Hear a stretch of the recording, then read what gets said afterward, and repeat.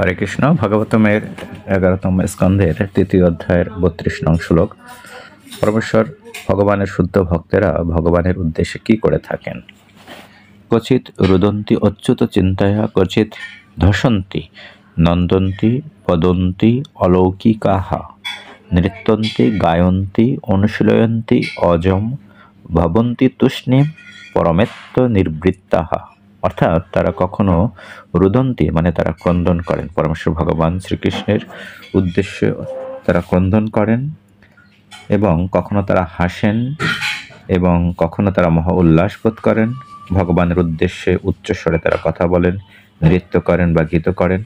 ওই ধরনের ভক্তবৃন্দ জাগতিক বদ্ধ জীবনধারার ঊর্ধ্বে অবস্থানের মাধ্যমে কখনো বা অচ্যুত জন্মরহিত শ্রী ভগবানের ক্রিয়াকলাপের অনুকরণের অভিনয় করে থাকেন, আর কখনো বা তার সাক্ষাৎ দর্শন লাভের ফলে তারা শান্ত ও নীরব হয়ে থাকেন। হরে